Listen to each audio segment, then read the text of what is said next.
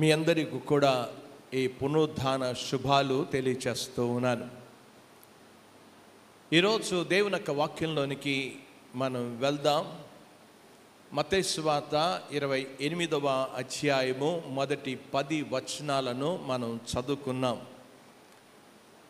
ఈ 10 వచనాల్లో మనం ప్రతి సంవత్సరము 4 సువార్తల్లో నుంచే ఈ పునరుద్ధాన సందేశాన్ని మనం వింటూనే ఉన్నాం. ఈ పునరుద్ధాన సందేశము అనేది క్రైస్తవ విశ్వాసానికి చాలా ప్రాముఖ్యమైన సందేశం. యేసు ప్రభు వారి యొక్క శిలువలో మరణించిన వృత్తాంతముతోనే ఆగిపోలేదు. యేసు ప్రభు వారు తిరిగి ఆయన పునరుత్థానుడు అయ్యాడు అనే సందేశాన్ని బైబిల్ మనకు చాలా స్పష్టంగా ఇస్తూ ఉంది. అనేకమైన చరిత్ర పుస్తకాలు మనం చదువుతూ ఉన్నప్పుడు మనం ఎవరి భక్తుల యొక్క చరిత్రలు చదువుతున్నప్పుడు వారు 1906వ సంవత్సరంలో జన్మించారు, 1986లో చనిపోయారు అని అక్కడతో అయిపోయింది. వారి మరణముతోనే వారి చరిత్ర అంతం అయిపోయింది. కానీ యేసు ప్రభు వారి యొక్క చరిత్ర అంతం కాలేదు. ఇది చాలా ప్రాముఖ్యమైన విషయం. ఆయన ఈ లోకానికి వచ్చి 33.5 సంవత్సరాలు జీవించి ఒక హత్య చేయబడలేదు, హంతకుడుగా లేకపోతే ఏదో రీతిగా హత్య చేయబడి చచ్చిపోలేదు ఆయన. ఇది చాలాసార్లు కూడా క్రైస్తవులు హతసాక్షులు అవుతున్నారు. యేసు ప్రభు వారు హతసాక్షులు కాదు. ఆయన హతసాక్షి కాలేదు అనే విషయాన్ని అర్థం చేసుకోవాలి. ఆయన చంపబడలేదు. మనం చూసాం గుడ్ ఫ్రైడే రోజున, మంచి శుక్రవారం రోజున ఆయనను సిలువ వేసిరి, ఆయనకి అవమానపరిచిరి.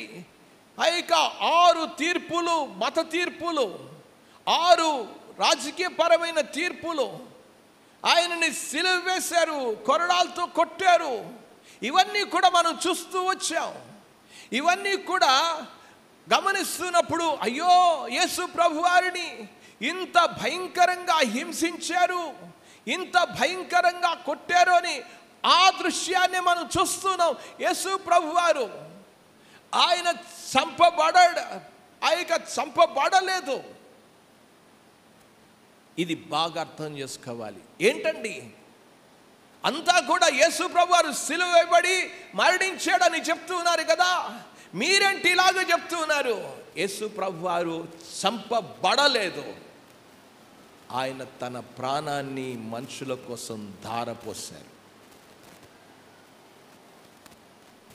దేవుని యొక్క వాక్యంలో మనం గమనిస్తూ ఉన్నప్పుడు ఆయన నా అంతటా నేనే ప్రాణమును పెట్టుచున్నాను, నేను పెడుతున్న ప్రాణం వాళ్ళు ప్రాణాలు తీసేయడం లేదు, నేను ప్రాణాన్ని పెడుతున్నాను, తిరిగి ఆ ప్రాణాన్ని తీసుకోగలను అని చెప్పి యోహాను సువార్త 10వ అధ్యాయంలో చాలా చక్కని విషయాన్ని చెప్తూ వచ్చాడు. నేను నా గొర్రెల కొరకు నేను ప్రాణము పెట్టుదును అని అన్నాడు.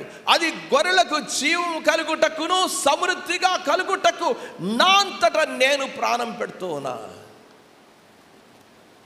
ఆయన చంపబడ్డాడని కాదు, ఆయన ప్రాణం పెట్టాడు. ప్రియమైన వారరా, ఈరోజు మనం గుర్తుపెట్టుకోవాల్సిన విషయం, క్రైస్తవ విశ్వాసానికి హమ్మింగ్ వస్తుంది. క్రైస్తవ విశ్వాసానికి 2 ప్రాముఖ్యమైన స్తంభాలు ఉన్నాయి. ఈ 2 ప్రాముఖ్యమైన స్తంభాలలో కూర్చుని ఆలోచించాల్సింది ఏంటంటే, ఒకటి యేసు ప్రభు వారి యొక్క మరణం, రెండోది యేసు ప్రభు వారి యొక్క పునరుత్థానము. ఈ 2 క్రైస్తవ విశ్వాసానికి. ఈ లోకంలో చాలా మంది వచ్చారు, చచ్చారు. వారు సమాధుల్లోనే ఉండిపోయారు. కానీ యేసు ప్రభు వారు ప్రాణం పెట్టారు, తిరిగి లేచారు. యేసు ప్రభు వారి మరణం, యేసు ప్రభు వారి యొక్క పునరుత్థానంలోనే గొప్ప సందేశం ఉంది.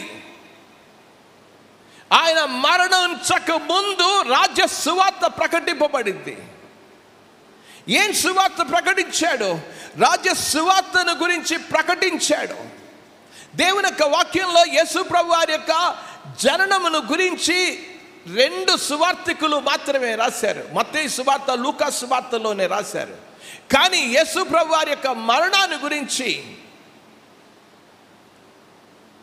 అన్ని సువార్తికులు రాశారు. ప్రతి ఒక్కరు కూడా రాశారు. మత్తయి, మార్కు, లూకా, యోహాను రాశారు. పౌలు కూడా రాశాడు. కొరింథీయులకు రాసిన మొదటి పత్రిక 15వ అధ్యాయంలో నాకు ఇవ్వబడిన సందేశము అని చెప్పి యేసు ప్రభు వారు సిలువలో మరణించారు, ఆయన పునరుత్థానుడయ్యాడు. పునరుత్థానాన్ని గురించి రాసిన వృత్తాంతాలు కనబడుతూ ఉన్నాయి. జననము కంటే ఆయన పునరుత్థానమే చాలా ప్రాముఖ్యం. యేసు లెగ్గకపోతే మనం ఇక్కడ కూడుకోవడం వేస్ట్, వృధాయే, వ్యర్థమే. మన విశ్వాసం వ్యర్థమవుతుంది. ఆయన లేచాడు కనుక మన విశ్వాసానికి ఒక గొప్ప నిరీక్షణ ఉంది. చచ్చిపోయిన గోరీల దగ్గరికి వెళ్తే ఏమి నిరీక్షణ దొరుకుతుంది? ఏ నిరీక్షణ దొరకదు. చచ్చిపోయిన గోరీల దగ్గరికి వెళ్తే ఏది దొరకదు. కానీ యేసు ప్రభువారు తిరిగి లేచారు. ఇది రాజ్య సువార్త అని చెప్పాను మొట్టమొదట. ఇశ్రాయేలు ప్రజలకు యేసు ప్రభువారు ఆయన మెస్సయ్యగా, రాజుగానే వచ్చారు. మీరు అందుకే మత్తయి సువార్త చదువుతున్నప్పుడు మొదటి అధ్యాయంలో మనకు కనబడుతుంది అబ్రహాము కుమారుడైన దావీదు, దావీదు కుమారుడైన వంశావళి అని చెప్పి రాజుల వంశావళి అంతా కూడా రాసుకుంటూ వచ్చాడు. 2వ అధ్యాయానికి వెళ్ళినప్పుడు కల్లా 2వ అధ్యాయంలో చెప్తాడు, జ్ఞానులు వచ్చి యూదుల రాజుగా పుట్టినవాడు ఎక్కడా అని అడిగారు. గనుక యేసు ప్రభువారు రాజు రాజు రాజు అని చెప్పారు. ఇక బాప్తిసం ఇచ్చి యోహాను చెప్పాడు, నేను ఆయన మార్గాన్ని సరళము చేయడానికి వచ్చాను. 3వ అధ్యాయంలో మత్తయి సువార్తలో చెప్పాడు, పరలోక రాజ్యము సమీపించి ఉన్నది, మారు మనసు పొందండి అని చెప్పేసి రాజ్యాన్ని గురించి చెప్పుతూ వచ్చాడు. ఇక 4వ అధ్యాయానికి వచ్చినప్పుడు కల్లా యేసు ప్రభువారు బాప్తిసం ఇచ్చి యోహాను చెరలోనికి వెళ్తే 4వ అధ్యాయంలో యేసు ప్రభువారు మొదలుపెట్టారు, పరలోక రాజ్యము సమీపించినది, మారు మనసు పొందండి అని చెప్పుకుంటూ వచ్చారు. అందులో ఎన్నో పాత నిబంధన ప్రవచనాలు చెప్పారు. అన్ని వచనాలు చెప్తూ వచ్చారు. ఆ వచనాలన్నీ కూడా ప్రభువు నెరవేరుస్తూ వచ్చారు. మీరు మత్తయి సువార్త చదువుతున్నప్పుడు ప్రవక్త చెప్పినట్లు నెరవేరను అనే మాటను చూస్తారు. అన్నీ కూడా నెరవేరుస్తూ వచ్చాడు. ఆయన శరీరము కుళ్ళు పట్టదని కీర్తనకారుడు 16వ కీర్తనలో కూడా చెప్పాడు, ఆయన శరీరం కుళ్ళు పట్టదు. ఇన్ని మాటలు చెప్పాడు. యేసు ప్రభువారు వారితో జీవిస్తున్నంత కాలము కూడా ఎన్నో మాటలు చెప్తూ వచ్చారు. మత్తయి సువార్తలో 23వ అధ్యాయంలోనికి 37వ వచనాన్ని నేను చదువుతూ ఉన్నాను. చూడండి, యెరూషలేమా యెరూషలేమా, ప్రవక్తలను చంపుచును, నీ యొద్దకు పంపబడిన వారిని రాళ్లతో కొట్టుచును ఉండుదానా. యెరూషలేమా యెరూషలేమా, నేను నీ దగ్గరికి పంపిస్తూ ఉంటే, ప్రవక్తలను పంపించాను, బాప్తిసం ఇచ్చి యోహాను పంపించాను, పాత నిబంధనలో ఇంతమంది ప్రవక్తలను పంపించాను, వాళ్ళని రాళ్లతో కొట్టావు. యెరూషలేమా యెరూషలేమా, ఏమన్నాడు చదువుతూ ఉన్నా, కోడి తన పిల్లలను రెక్కల క్రిందకి ఎలాగూ చేర్చుకొనునో అలాగే నేనును నీ పిల్లలను ఎన్నో మార్లు చేర్చుకొనవల్లని ఉంటిని, కానీ మీరు వల్లకపోతిరి. నేను ఎన్నోసార్లు మీ దగ్గరికి వచ్చాను, రాజ్యం ఇవ్వడానికే వచ్చాను.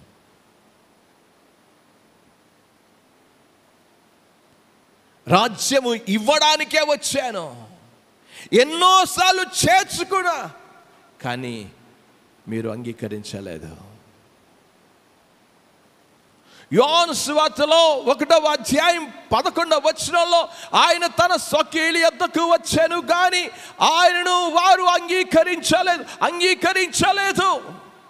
వారు తృణీకరించారు. అక్కడతో రాజసువార్త అయిపోయింది.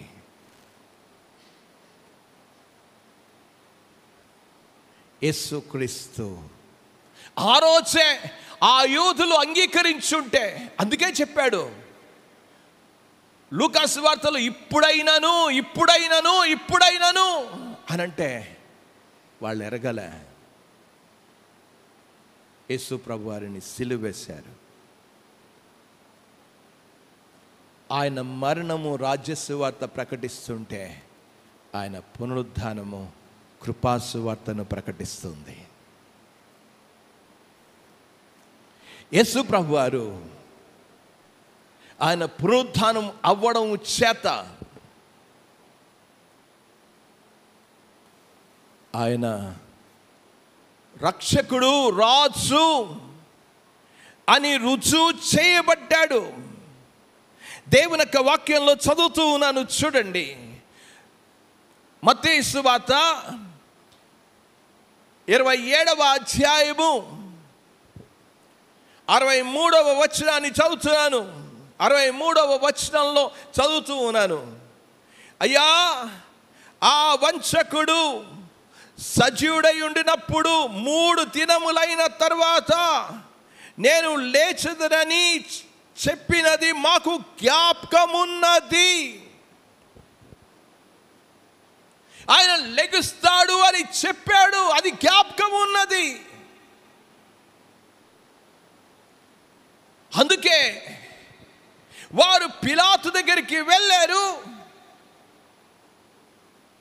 పిలాతుని అడిగారు, ఇదిగో సమాధి చేశావు, సమాధికి కాపలా పెట్టాలి, సమాధికి ముద్ర వేయాలి, సీల్ చెయ్యండి.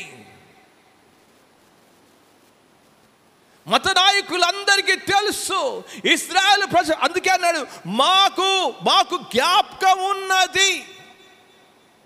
కాబట్టి 3వ దినము వరకు సమాధిని భద్రము చేయ నాజ్ఞాపించుము. వారి శిష్యులు వచ్చి వారిని ఎత్తుకొని పోయి ఆయన మృతుల్లో నుండి లేచనని ప్రజలతో చెప్పుదురేమో.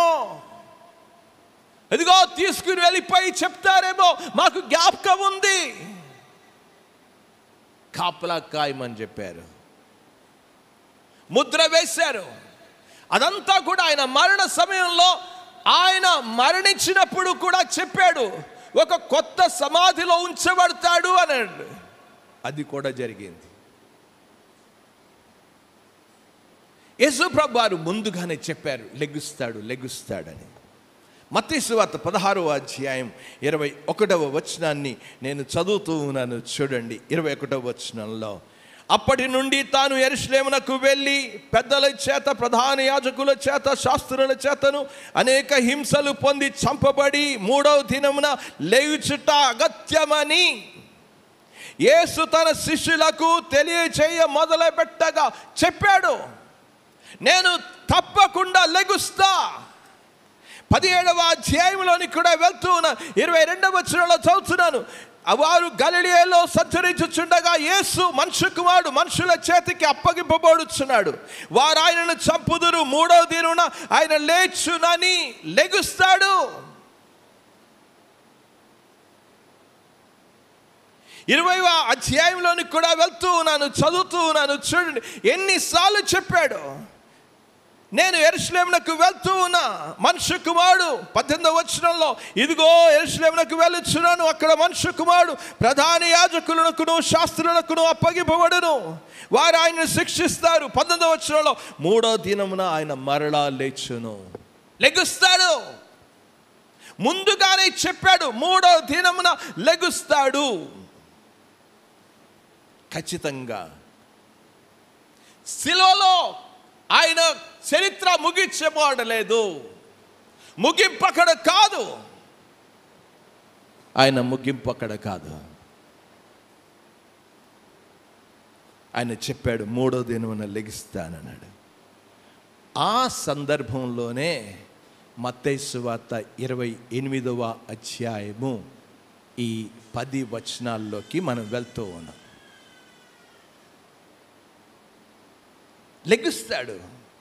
లెగుస్తాడు మాకు జ్ఞాపకం ఉన్నది. అందుకే ఇప్పుడు 28వ అధ్యాయానికి మనం వెళ్దాం. అక్కడ 28వ అధ్యాయంలో 3వ దినమున లెగుస్తాడు. అంతా ఇది జరిగిపోయింది.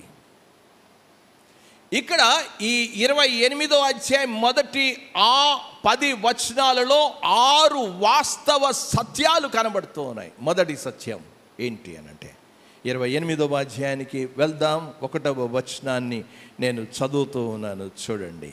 28వ, విశ్రాంతి దినము గడిచిపోయిన తర్వాత ఆదివారమున తెల్లవారుచుండగా మగ్దలేని మరియయు వేరొక మరియయు సమాధిని చూడవచ్చిరి. యెరూషలేములో ఒక అసాధారణమైన, ఒక వింతైన సంఘటన జరిగింది. వారు సమాధి దగ్గరికి రాకముందే ఒక వింతైన, ఒక అసాధారణమైన సంఘటన జరిగింది. ఏం జరిగింది అనంటే, మనకు తెలుసు, యేసు ప్రభు వారు 4వ మాట పలుకుతున్నప్పుడు చీకటి కమ్మింది అని చూసాం మనం. ఆ సమయంలో అంతా ఆ యొక్క ఆదేశమంతా చీకటి కమ్మింది. ఆ యొక్క దేవాలయపు తెరంతా చిరిగిపోయింది. సమాధుల్లో నుండి మనుషులు బయటికి వచ్చారు. ఇదంతా వారికి మెదులుతూ ఉంది. చనిపోయినప్పుడే ఇన్ని సంఘటనలు జరుగుతూ ఉంటే అప్పుడు వాళ్ళు ఏం గుర్తించారు అనంటే, దేవుని యొక్క వాక్యంలో చదువుతూ ఉన్నాను, చూడండి. మత్తయి సువార్త 27వ అధ్యాయానికి వెళ్దాం.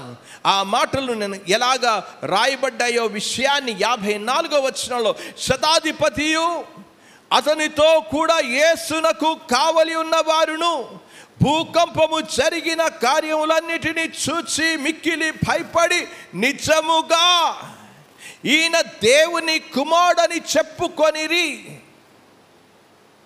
మత్తయి సువార్త 27వ అధ్యాయంలో 54వ వచనాన్ని చదివాను. 54వ వచనంలో ఆ మాటలు మనం చూస్తూ ఉన్నాం. అంతా కూడా అక్కడ ఎవరెవరు ఉన్నారు అనంటే, కిందకి రండి. 55వ వచనంలో, యేసునకు ఉపచారము చేయించు గలిలే నుండి ఆయనను వెంబడించిన అనేక మంది స్త్రీలు అక్కడ దూరం నుండి చూచుచుండిరి. వారిలో మగ్దలేని మరియయు, యాకోబు, యోసే అని వారి తల్లి మరియయు, జెబెదయి కుమారుల తల్లియు ఉండిరి. వాళ్ళు కూడా ఉన్నారు ఆ శిలువ దగ్గర. వాళ్ళు మాట్లాడుకుంటారు, ఈయన నిజముగా దేవుని కుమారుడే, నిజముగా. ఇదంతా కూడా చూస్తున్నాం. అంటే శిలువ దగ్గరే ఆ సంఘటన అంతా కూడా ఏం జరిగింది? ఒక భయంకరమైన పరిస్థితి జరిగింది. ఇప్పుడు వీళ్ళు వెళ్తూ ఉన్నారు. ఆ సభ ఎందుకు వెళ్తున్నారు? ఇద్దరే స్త్రీలు కనబడుతున్నారు అక్కడ. మగ్దలేని మరియయు, మరియా, వేరొక మరియా. ఎందుకు వీళ్ళిద్దరే వెళ్ళారు? 5 రొట్టెలు 2 చిన్ని చేపలు 5,000 మంది తిన్నవాళ్ళు ఏమయ్యారు? నీళ్ల మీద నడిచిన పేతురు ఏమయ్యాడు? 12 శిష్యులు ఏమయ్యారు? 70 మంది యేసు ప్రభు వారు పంపించిన శిష్యులు ఏమయ్యారు? ఏమయ్యారు వీళ్ళంతా? ఎవరు కనబడలా. కేవలం ఒక ఇద్దరు స్త్రీలు మాత్రమే వెళ్తూ ఉన్నారు. మగ్దలేని మరియయు వేరొక మరియ ఎవరంటే అక్కడ చదివే మనం 27వ అధ్యాయంలో యాకోబు తల్లి, జెబెదయి కుమారుల తల్లి మరియ వెళ్ళింది. వీళ్ళిద్దరే వెళ్ళారు. ఎందుకు వెళ్ళారు వీరంతా?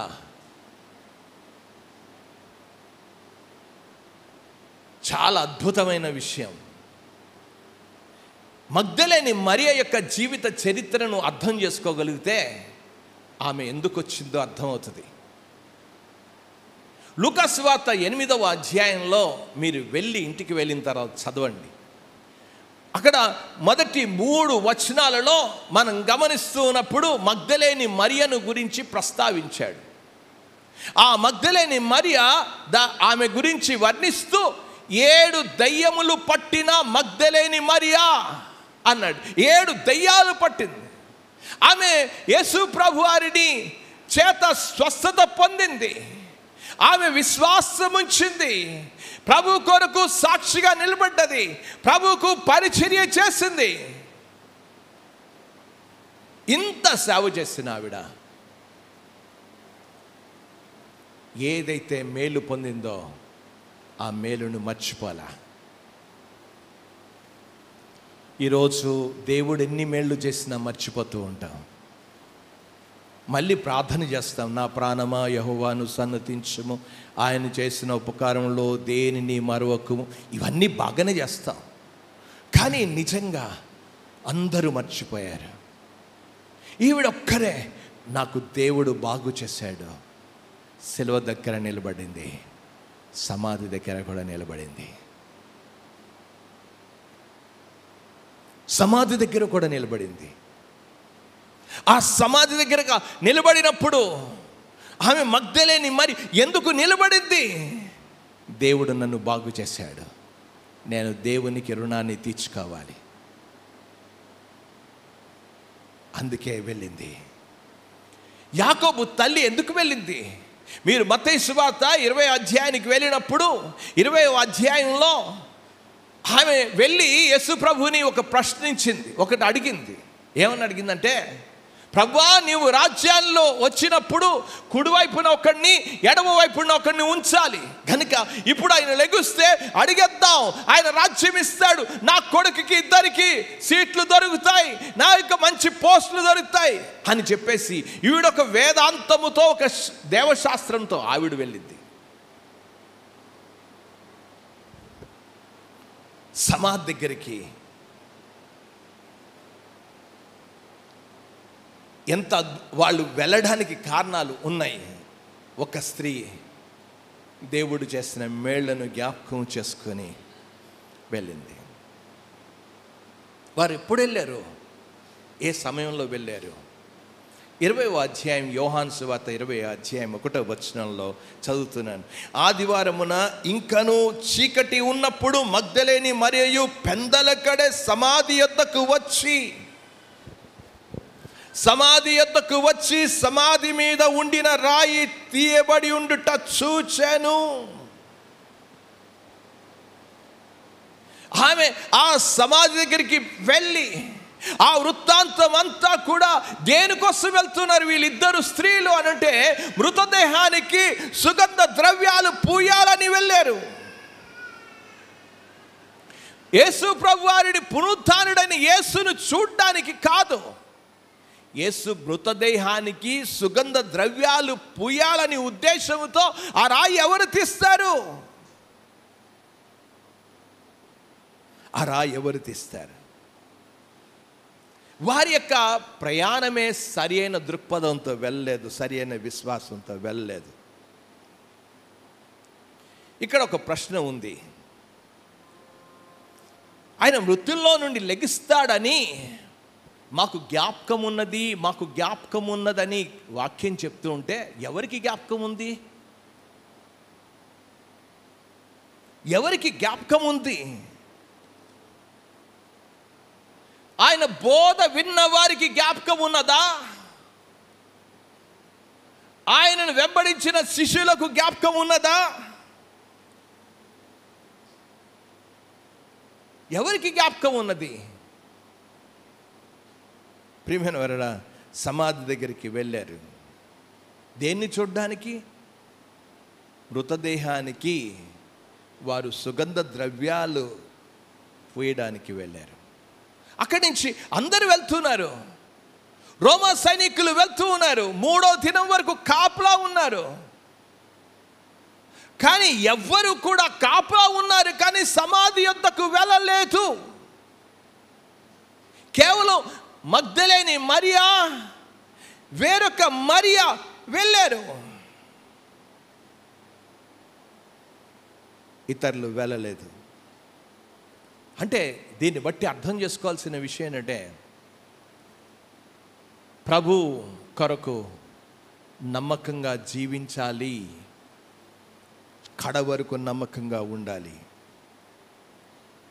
నమ్మకంగా ప్రేమించాలి, నమ్మకంగా సేవించాలి, నమ్మకంగా దేవుని వాక్యాన్ని నమ్మాలి, నమ్మకంగా నేను ఆ పనులు చెయ్యాలి, దేవుని కొరకు బ్రతకాలి, దేవుని కొరకు సాక్షిగా ఉండాలి.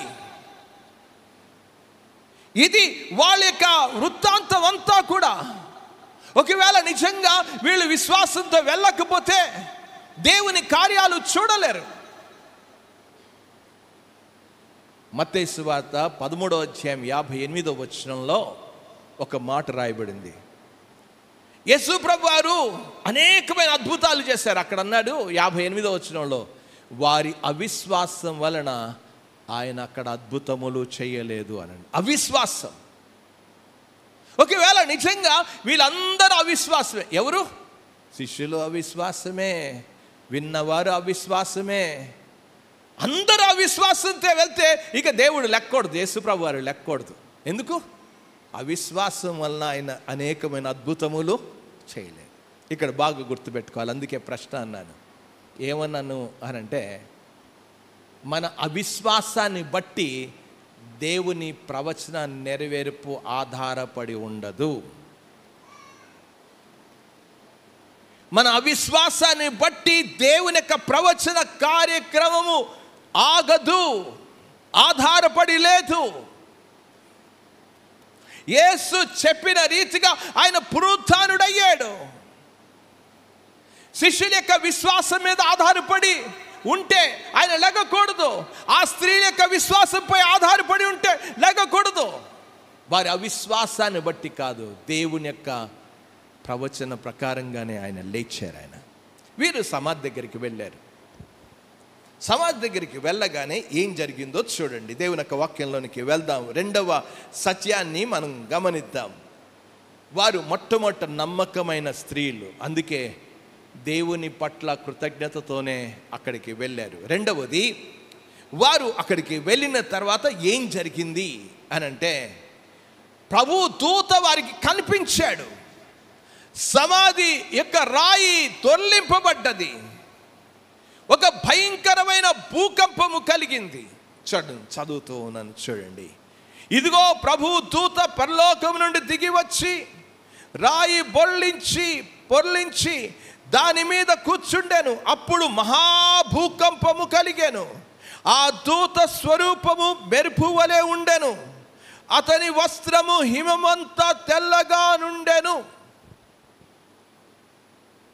ఈ రోజున క్రిస్మస్కి దూతలు వేసినప్పుడు నేను చాలాసార్లు చెప్తూనే ఉన్నా, స్త్రీలను అమ్మాయిల్ని వెయ్యొద్దు అనండి. అక్కడ చదవండి, ఏమన్నాడు?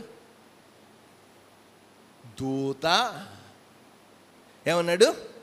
ఆ దూత స్వరూపము మెరుపు వలె ఉండెను. అతని పుల్లింగంలో ఉంది, స్త్రీలింగంలో లేదు. దూతలందరూ కూడా ఇక క్రిస్మస్ డ్రామా వస్తే చాలు అందరూ కూడా స్త్రీలే. అతని అనే మాటను చూడండి అక్కడ, అతని. మనం అంతా కూడా ఏమైపోయాం? దేవుని వాక్యంలో నుంచి తప్పిపోయాం. మనం దేవుని వాక్యానుసారమైన క్రైస్తవులం కాలేకపోతున్నాం.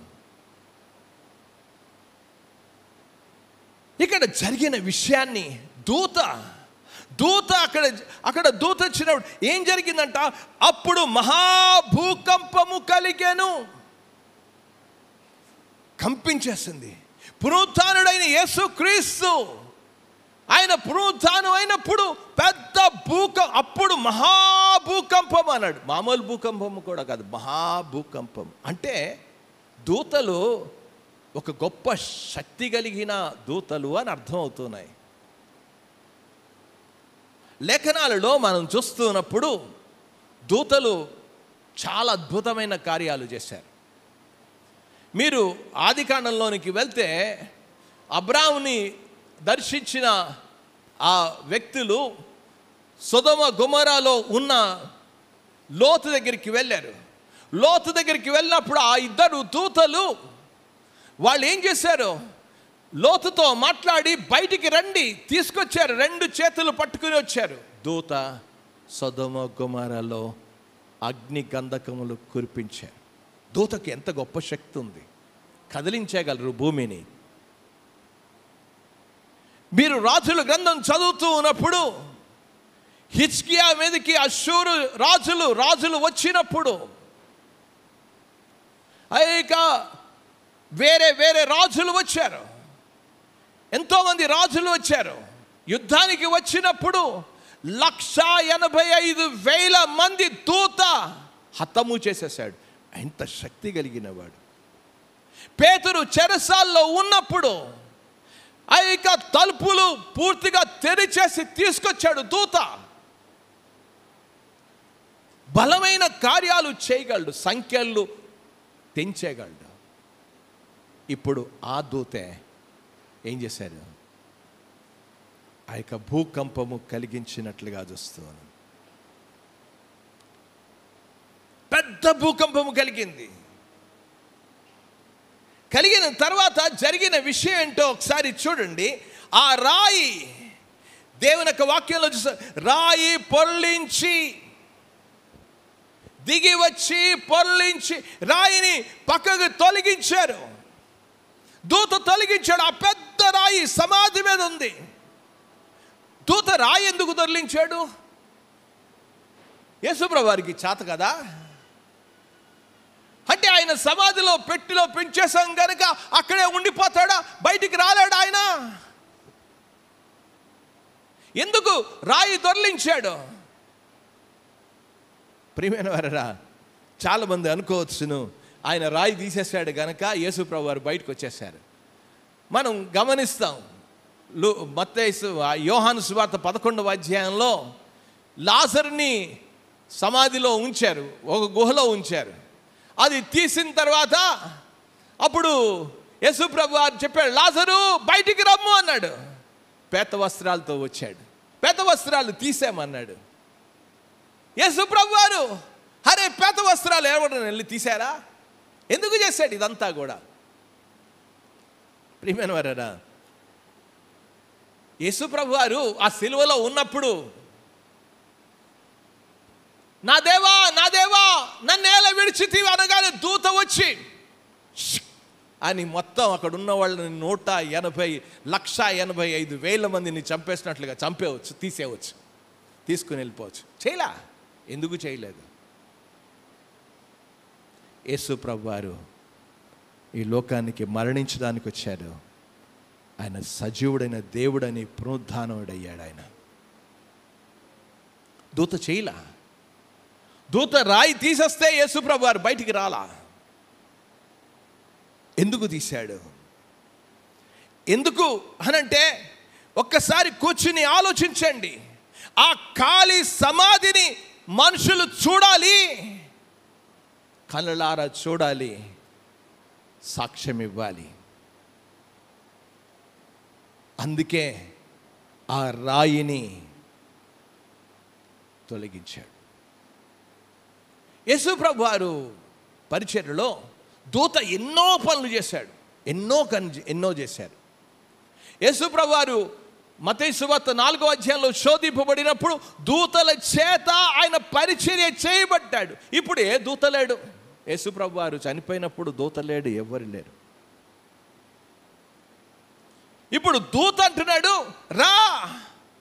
ఆ సమాధిని ఖాళీగా ఉంది. ఏం చెప్పాడు? దేవుని యొక్క వాక్యంలోనికి 3వ వాస్తవంలోనికి వెళ్దాం. ఆ దూత యొక్క స్వరూపము ఎలాగుందో, ఆ దూత స్వరూపము మెరుపు వలె ఉండెను, అతని వస్త్రము హిమమంత తెల్లగా ఉండెను.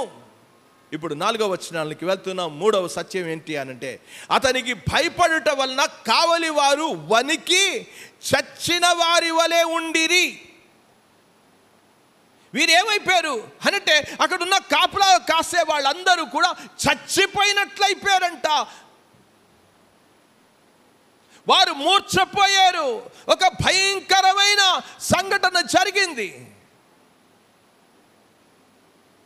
దూతను వారు ఏం చేశారు?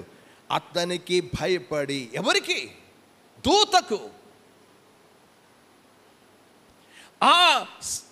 వారు ఇంత గొప్ప సైన్యం కదా.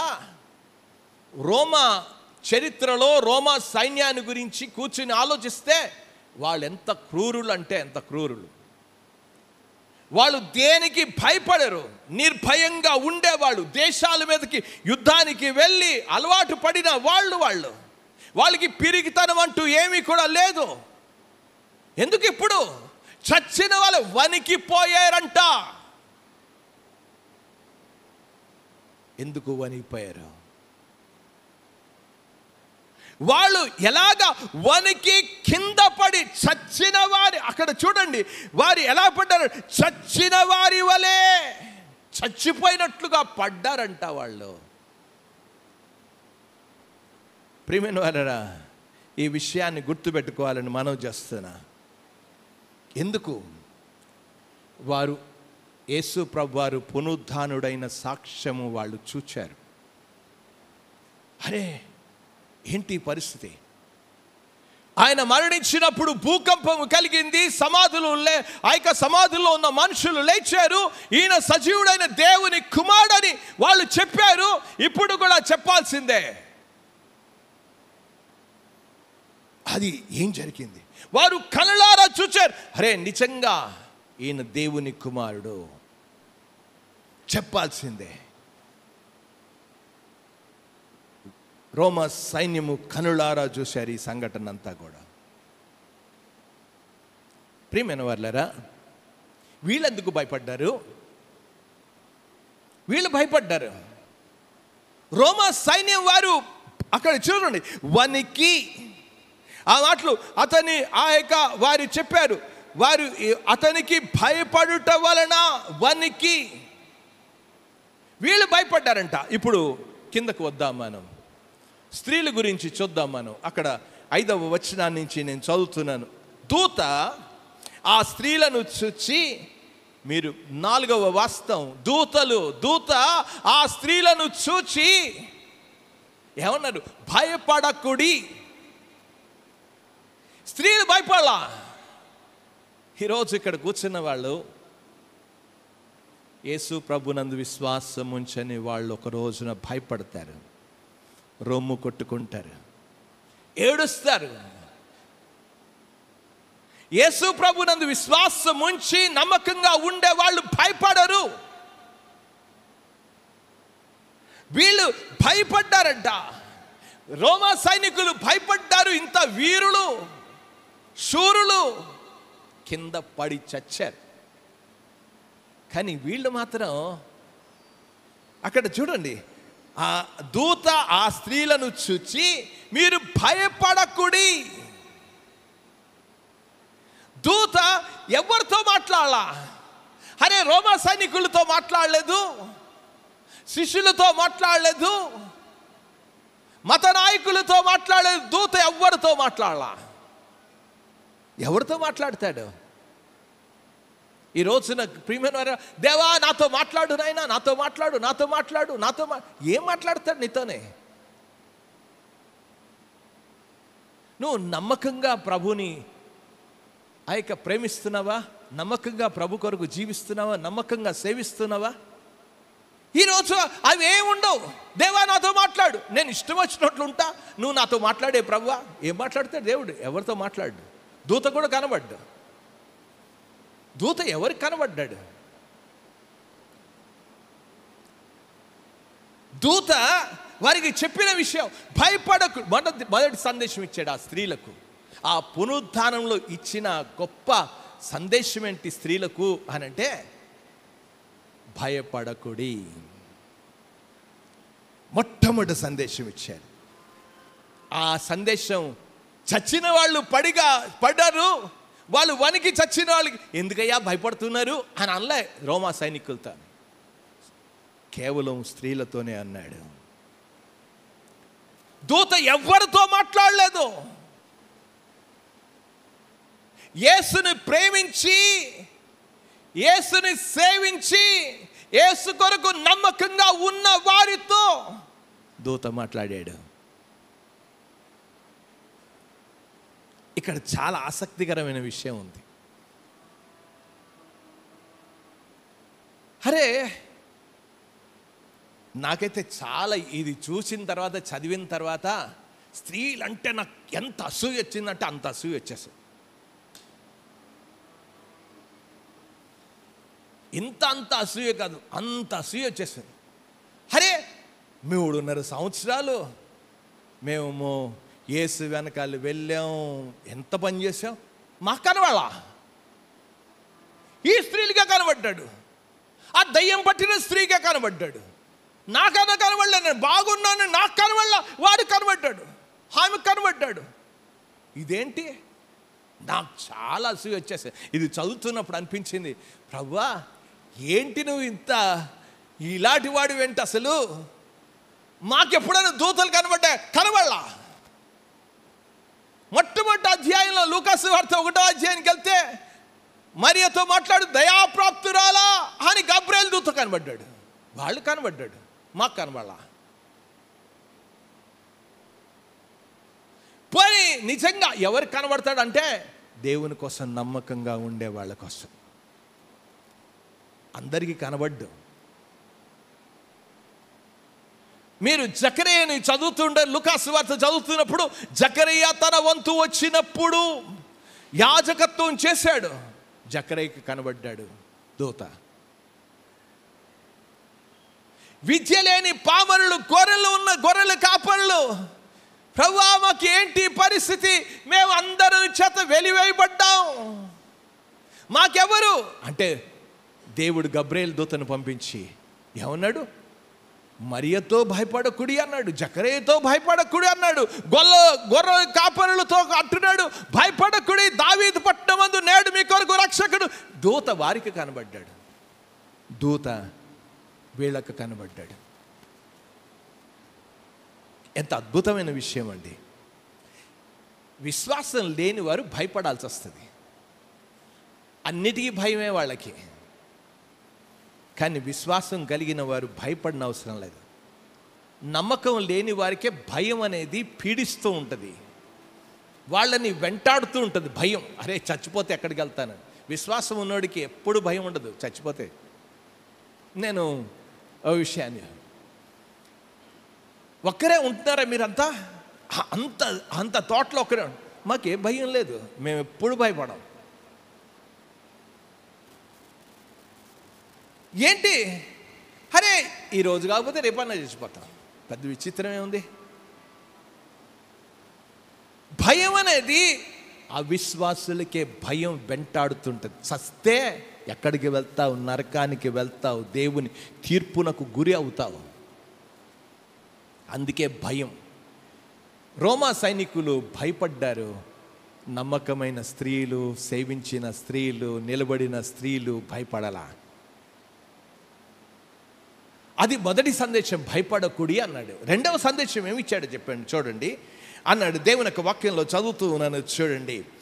ఆ 6వ వచనంలో అంటున్నాడు, మీరు యేసుని వెతుకుచున్నారని నాకు తెలియను, ఆయన ఇక్కడ లేడు, ఆయన ఇక్కడ లేడు, తాను చెప్పినట్టే ఆయన లేచి ఉన్నాడు. ఏమన్నాడు? రెండవ సందేశం, ఆయన ఇక్కడ లేడు, ఆయన లేడు, ఆయన చెప్పినట్టే లేచి ఉన్నాడు. యేసు ప్రభువారు పలుమారులు చెప్పారు. 3వ దినాన లెగుస్తా లెగుస్తా లెగుస్తా అని వచనాలన్నీ కూడా చెప్పాను. మత్తయి సువార్త 15, 16, 17, 20 అధ్యాయాల్లో అన్నీ కూడా చెప్పారు. లెగుస్తాడు. ఆయన లేచాడు. వారు నిజంగా లెగుస్తాడు అని అంటే మనం ఒక్కోసారి చూస్తుంటాం, ఎవరైనా వస్తారు, పెద్ద ప్రెసిడెంటో లేకపోతే ప్రైమ్ మినిస్టరో చీఫ్ మినిస్టర్ వస్తారంటే ఎంత సిద్ధపడతామండి,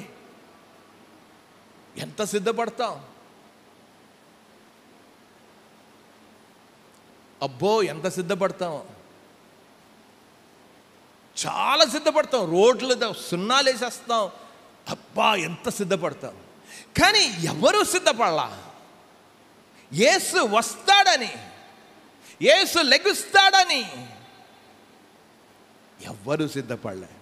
ఆయన ఏదో కొత్త ప్రత్యక్షత మళ్ళీ ఇవ్వడు, ముందే చెప్పాడు, నేను తిరిగి లెగుస్తాను. ఇక్కడ ఆయన లేచి ఉన్నాడు. రెండవ సందేశం, ఆయన లేచి ఉన్నాడు, ఆయన చెప్పినట్టే ఆయన లేచాడు. ఆయన ఇక్కడ లేడు, ఆయన ఇక్కడ లేడు. అది రెండవ సందేశం. మూడవ సందేశం ఏమి ఇచ్చాడో చదువుతున్నా. ఇది నాకు చాలా చాలా కోపం వచ్చేసింది దేవుడి మీద. నాకు ఎందుకు కోపం వచ్చిందంటే, దేవుడు ఈ స్త్రీలకే ఇన్విటేషన్ ఇచ్చాడు, పురుషులకి ఇన్విటేషన్ ఇవ్వాల. చూడండి అక్కడ, చూడండి మత్తయి సువార్తలో చూడండి ఏమన్నాడు చదండి. 6వ వచనంలో చూడండి, రండి రండి అని ఇన్విటేషన్ ఆడోళ్ళకు ఉంది. ఎవరికి? మగ్దలేని మరియకు, మరియకు. వేరొక మరి ఇన్విటేషన్ అందరికీ లేదు. ఆ సమాధిని చూడడానికి ఇన్విటేషన్ అందరికీ లేదు. మొదటి ఇన్విటేషన్ వాళ్ళకే, రండి. ఆ మాటలు చూడండి ఏమన్నాడు, రండి ప్రభు పండుకున్న స్థలమును చూచి చూడండి. అందుకే ఆ రాయి తీశాను. దూత అంటున్నాడు, అందుకే రాయి తీశాను, వచ్చి చూడు. ఏం ఇన్విటేషన్ అండి, గొప్ప ఇన్విటేషన్. అక్కడున్న సైనికులందరూ చచ్చిన వాళ్ళు ఉంటే, రాయా ఎందుకు భయపడతావు, లేడు కదా ఇక్కడ అని ఇన్విటేషన్ ఇవ్వాల. మత నాయకులకి ఇన్విటేషన్ లేదు, శిష్యులకి ఇన్విటేషన్ లేదు, ఎవరిని రమ్మల్లా. ఆ స్త్రీలకే చెప్పాడు ఇన్విటేషన్. ప్రియమైన వారరా, ఓ రోజు ఇన్విటేషన్ విశ్వాసం ఉంచిన వాళ్ళకి ఇన్విటేషన్, నమ్మకంగా ఉన్న వాళ్ళకి ఇన్విటేషన్, ప్రభువుని సేవించే వారికి ఇన్విటేషన్, ప్రభు కొరకు జీవించే వారికి ఇన్విటేషన్, అందరికీ కాదు.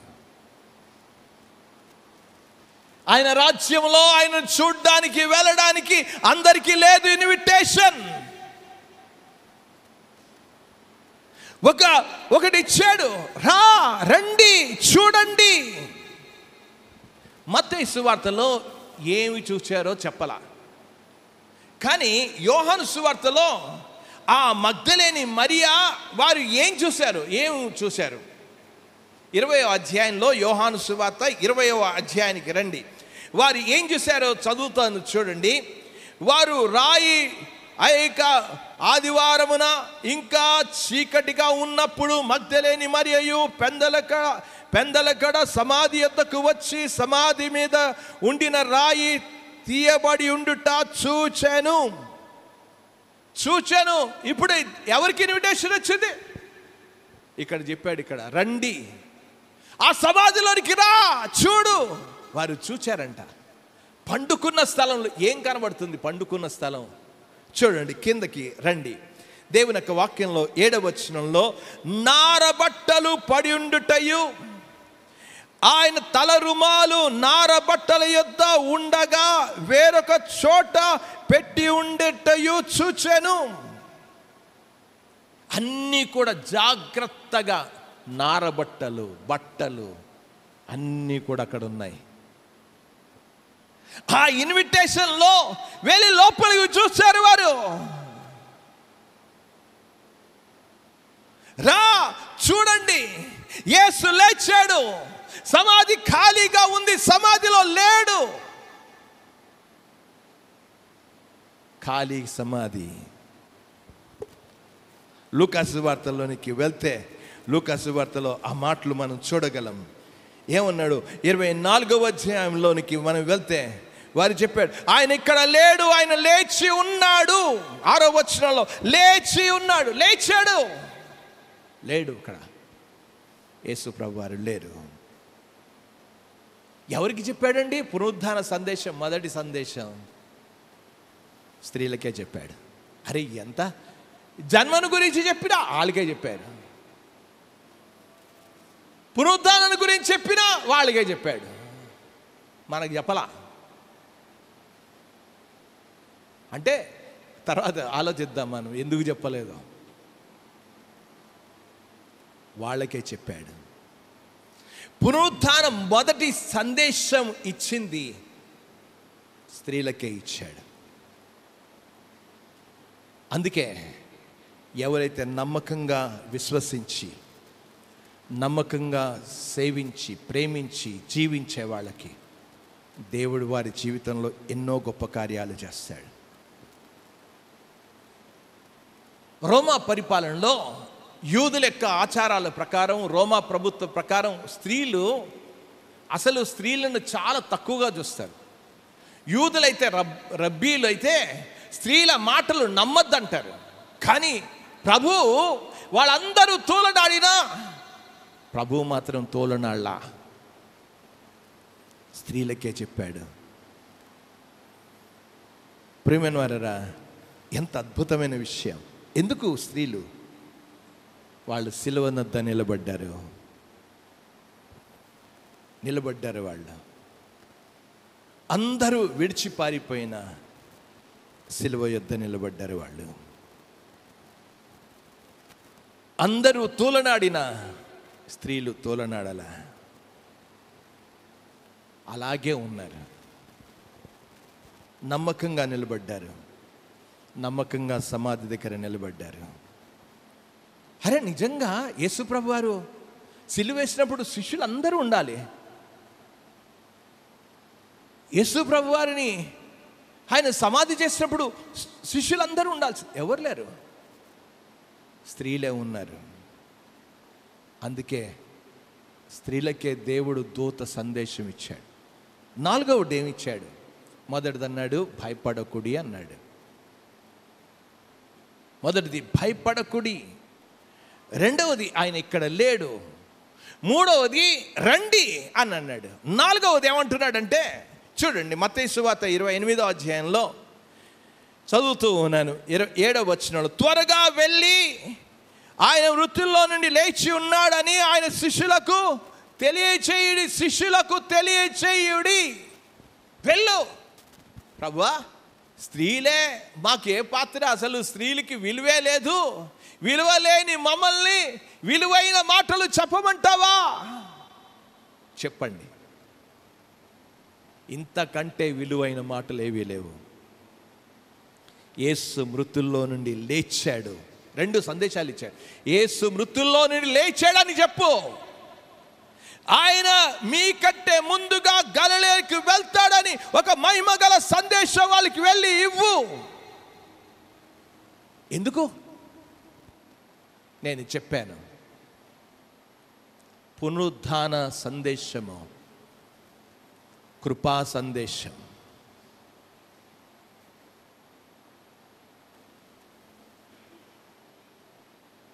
పునరుద్ధాన సందేశం కృపా సందేశం. ఆ కృపా సందేశం ఏమనాలి? ప్రభువా, వీళ్ళు విడిచిపెట్టేశారు, వీళ్ళు పారిపోయారు, వీరు పొంకేశారు, వీళ్ళు ఇన్ని అద్భుతాలు చూశారు. అరే పేతురు నిలబడ్డద్దా? నీకు అసలు చేపలు పట్టకపోతే రాత్రంతా ప్రయాసపడితే నేను ఒక మాట చెప్తే 2 దోణీలంతా చేపలు పట్టేవే. నీవు ట్యాక్స్ కట్టుకోవడానికి డబ్బులు లేకపోతే నీకు ట్యాక్స్కి ఇచ్చానే, వెళ్ళి వేయమని చెప్పాను. గ్యాలం వేసిన తర్వాత చేప దొరికింది, నీకు నాకు ట్యాక్స్ కట్టమని ట్యాక్స్కి ఇచ్చానే. ఏది పేతురు? అరే నేను నా కోసం ప్రాణం పెట్టేస్తానని చెప్పావు, పారిపోయావే, నువ్వు బొంకేసావే. 3 సార్లు బొంకేస్తే కోడి కూడా కూసేసిందే. వీళ్ళకెందుకు కనబడాలి? వీళ్ళ అపనమ్మకస్తులకి కనబడాలి నేను? అపనమ్మకస్తులతో మాట్లాడాలా నేను? అదే కృప. ప్రియమైన వారరా అన్నాడు, వెళ్ళి చెప్పండి ఆయన లేచి ఉన్నాడు, ఆయన మిమ్మల్ని గలిలయలో కలుసుకుంటాడు. స్త్రీలకు ఇచ్చిన సందేశం ఎంత గొప్ప గొప్ప సందేశం. ఎవరికి ఇవ్వాలి ఈ సందేశం? ఎవరికి ఇవ్వలేని సందేశం అనొచ్చును. ఎక్కడికి వెళ్ళాను? గలిలయకి వెళ్ళాను. యెరూషలేము గలిలయ ఎంత తెలుసా? 60 మైళ్ళ దూరం. అనొచ్చు స్త్రీలు, ప్రభువా మాకు వంట వండుకోవాలి కదా, ఉదయమే వచ్చేసాం, మేము పెందల కడే వచ్చేసాం, మా ఇంట్లో మా వాళ్ళు ఊరుకుంటారా, మా పిల్లలు ఊరుకుంటారా? 60 మైళ్ళు వెళ్ళమంటున్నాం. ఇప్పుడు 60 మైళ్ళు అంటే ఎంత దూరం అనుకుంటున్నాం? అంత దూరం వెళ్ళాలంట. ఏంటి అంటే ఈ సందేశంలో ఉన్న ప్రాముఖ్యతను ఏం చెప్పారో చూడండి, చదువుతూ ఉన్నాను. మీరు త్వరగా వెళ్ళి, మళ్ళీ ఆలసించుకోవడం చేయొద్దు, త్వరగా వెళ్ళి వెంటనే చెయ్యి. ఇప్పుడు 8వ వచనానికి వెళ్దాం. ఆయన చెప్పిన సందేశం ఇచ్చేసిన తర్వాత ఇప్పుడు ఏం చేశారో చదువుతున్నాను చూడండి. 8వ వచనంలో, వారు భయముతోనూ మహా ఆనందముతోనూ, ఈ 5వ వాస్తవం ఏంటి? ఆ యొక్క స్త్రీలు చేసే పనేంటో చూడండి. వారు భయముతోనూ అంటే దేవుని పట్ల ఉన్న భక్తితో, రెండోది మహా ఆనందముతోనూ సమాధి యొద్ద నుండి ఏం చేశారంట? వెళ్దాంలే, ఇప్పుడు బ్రేక్ఫాస్ట్ చేయాలి, పెందలకడే కదా లేచావు, ఇప్పుడు బ్రేక్ఫాస్ట్ చేయాలి, చల్దనం తినాలి, అప్పుడు కదా చర్చికి మెల్లిగా రావాలి. ముందే వచ్చేస్తే ఎలాగా? అవ్వలేదు ఇంట్లో వంట, అందుకే మెల్లిగా వస్తా. అరే వీళ్ళకి కూడా అనొచ్చు. అలా వాళ్ళు అన్నది ఏంటంటే, దేవుని యొక్క వాక్యంలో చూడండి, నేను ఎలా చదువుతున్నా. భయముతో సమాధి యొద్ద నుండి త్వరగా వెళ్ళి, వెళ్ళడం మెల్లిగెళ్ళారా అనంటే కింద చదువుతూ ఉన్నాను చూడండి. ఆయన శిష్యులకు ఆ వర్తమానము తెలుప పరిగెత్తుచుండగా, పరిగెత్తారంట. ఈరోజు దేవుడు పని చెప్తే చేద్దాంలే, వద్దాంలే, వెళ్దాంలే, ఇద్దాంలే, చూసుకుందాంలే అలా. వాళ్ళు ఎంత అద్భుతమైన విషయం. అందుకే దేవుడు ఇచ్చిన స్త్రీలకు ఎంత గొప్ప ఆశీర్వాదం ఇచ్చాడండి. వాళ్ళు ఉన్న నమ్మకత్వం, నమ్మకంగా నమ్మారు, నమ్మకంగా ఉన్నారు, ప్రేమించారు, సేవించారు. మీరు లూకా సువార్తలో వారి ధనం ఇచ్చి వారు సేవకు ఉపచారం చేశారు వాళ్ళు. అందుకే దేవుడు వాళ్ళకే కనబడ్డాడు. వాళ్ళు ఎంత త్వరగా వెళ్ళారు. మాకు అప్పగించిన పని, మాకు ఎవరికి అప్పగించాడు? శిష్యులకు కూడా అప్పగించాలా? మీరు వెళ్ళండి, పునరుద్ధాన సందేశాన్ని చెప్పడానికి అప్పగించిన పని స్త్రీలకి అప్పగించాడు. స్త్రీలు ఏం చేశారు? ఆ గొప్ప సందేశాన్ని తీసుకుని పరిగెత్తుతూ వెళ్ళారు. పరిగెత్తారు.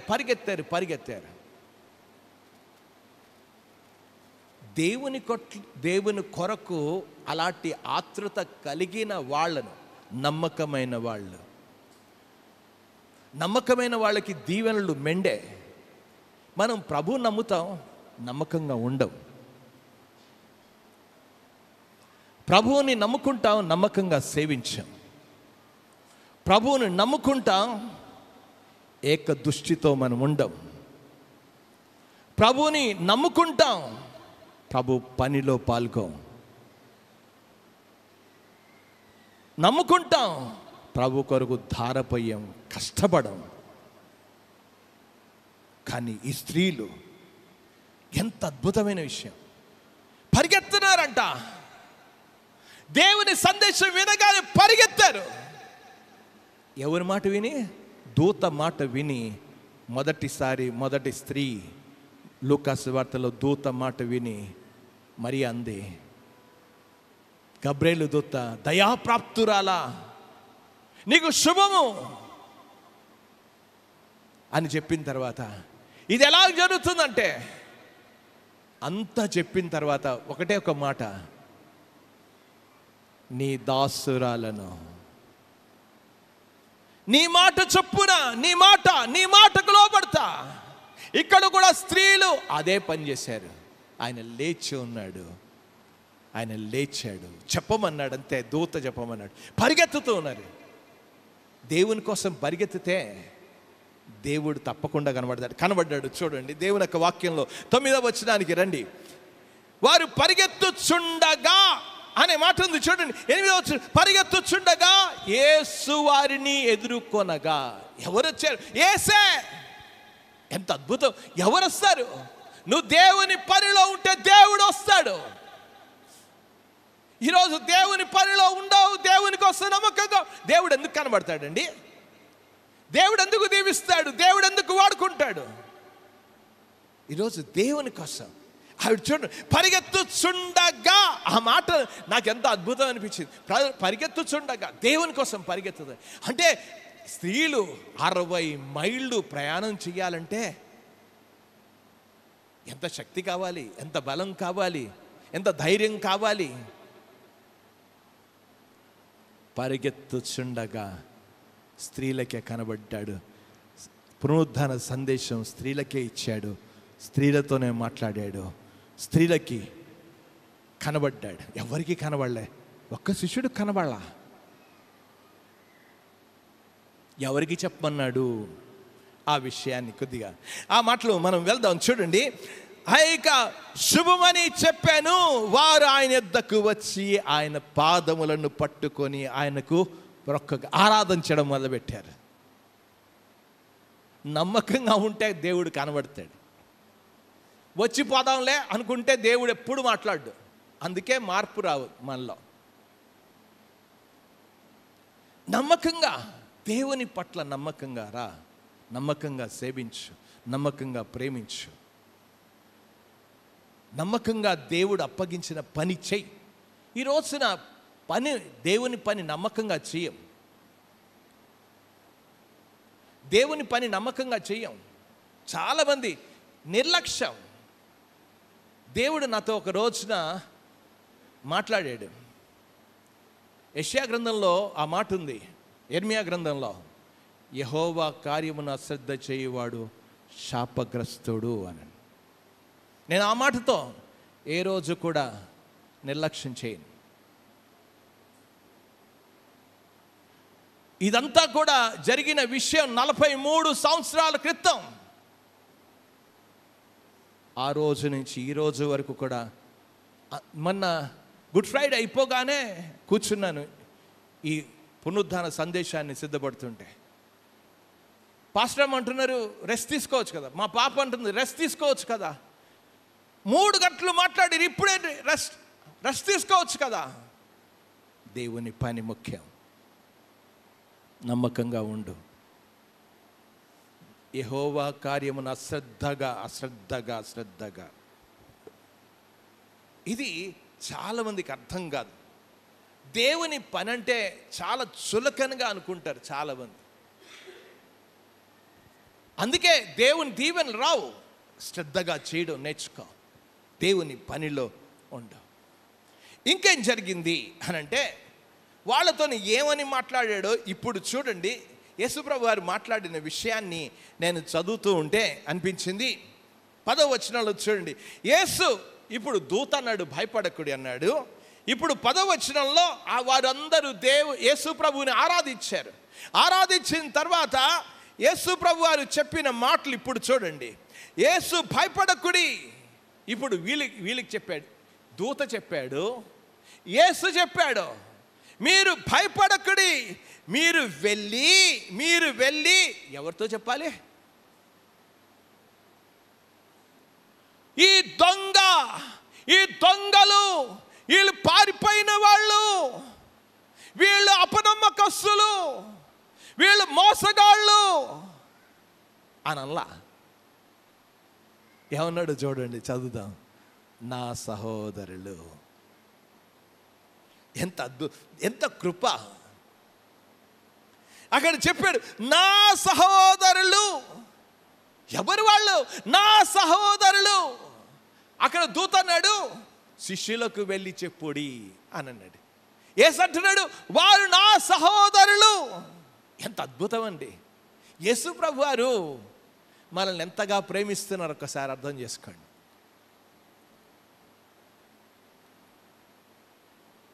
అక్కడ మాటలు మనం గమనిస్తూ ఉన్నప్పుడు మత్తయి యోహాను సువార్తలో 15వ అధ్యాయం 14వ వచనంలో మీరు నా స్నేహితులు అన్నాడు. ఇప్పుడు అంటున్నాడు నా సహోదరులు. అర్హులు కాని వాళ్ళని నా కుటుంబంలో సభ్యులుగా చేసుకుంటున్నా. యోగ్యత లేని వాళ్ళు, అర్హులు కాని వాళ్ళు, అపనమ్మకస్తులు, నా చుట్టూ లేని వారు, నిలవని వారు, బొంకిన వారు, పారిపోయిన వారు, వీరు అర్హులు కాదు. కానీ ప్రభు అన్నాడు నా సహోదరులు. ఎంత కృప చూపిస్తున్నాడు ఒక్కసారి అర్థం చేసుకోండి. పునరుద్ధానుడైన యేసు రక్షకుడని రుజువుపరుచుకున్నాడు. ఆయన రక్షకుడు. ప్రియమైన వారరా, ఈ వాక్య భాగం మనం 28వ అధ్యాయం 10 వచనాలు. అరే ఏముంది, ఇంకా ఎంతో ఉంది. కానీ ముందు టైం కూడా నాకుంది, నేను ముగించాలి. నేను ఒక మూడు విషయాలు చెప్పి టూకీగా చెప్పి నేను ముగించాలని అనుకుంటున్నాను. గతంలో నువ్వు ఎలాగున్నావో అనవసరం.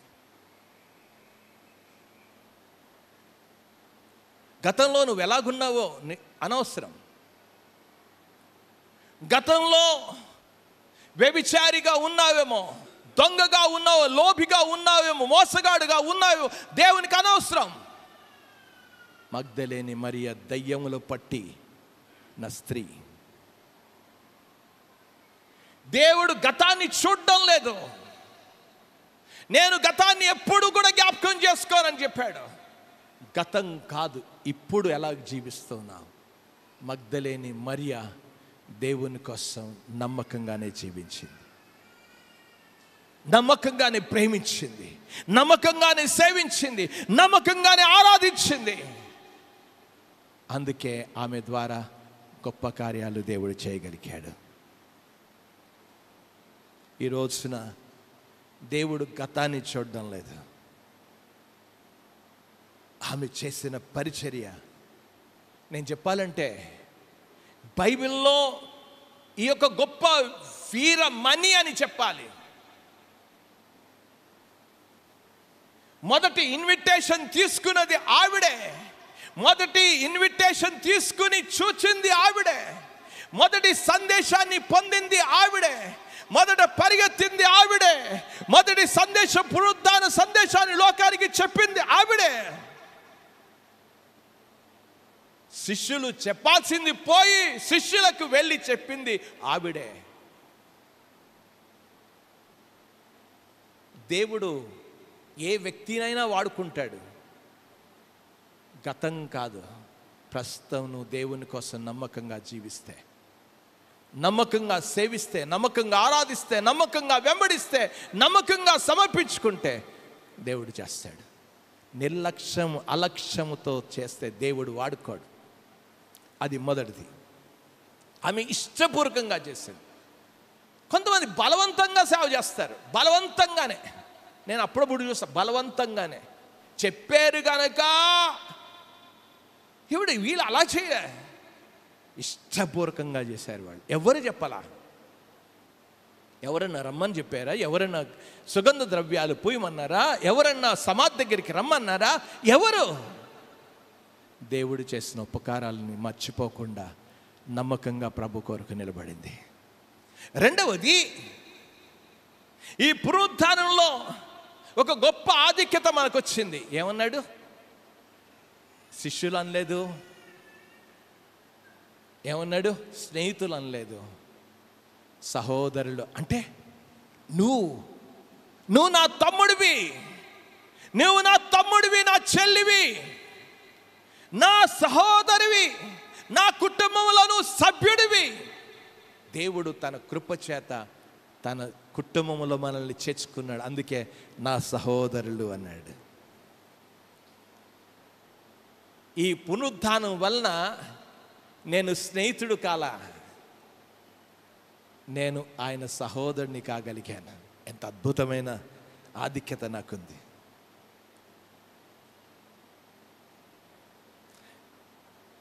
యేసుక్రీస్తు సహోదరులను కాగలిగాం.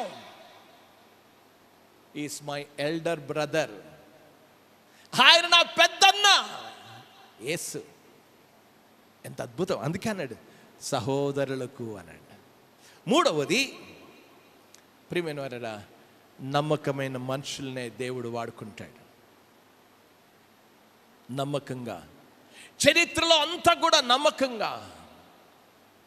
నమ్మకంగా ఉన్న వాళ్ళే చూడగలిగారు, నమ్మకమైన వారే వినగలిగారు, నమ్మకమైన వారికే ఇన్విటేషన్, ఆహ్వానం దొరికింది నమ్మకమైన వారికే. ఈ రోజున ప్రియమైన వారరా, ఈ సందేశాన్ని విన్న నీవు ఒకసారి కూర్చుని ఆలోచించు. అన్ని మతాలు అవి మృతముతో అంతమైపోయాయి. క్రైస్తవ్యం సజీవుడనే దేవుడితో ఈ క్రైస్తవ్యం ప్రారంభమైంది. యేసు ప్రభు ద్వారానే ఈ లోకానికి జీవం వచ్చింది, నిత్య జీవం వచ్చింది.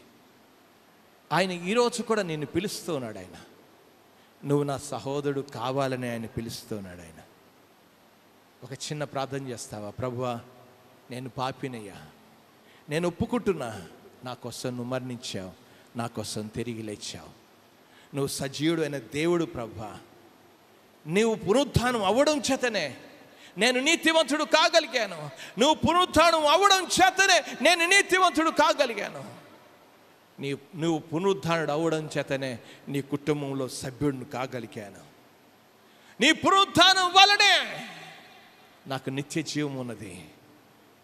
ఒకవేళ ప్రభువుని అంగీకరించకపోతే పునరుద్ధానమే భవిష్యత్తులో తీర్పు దినమును నువ్వు లెగుస్తావు.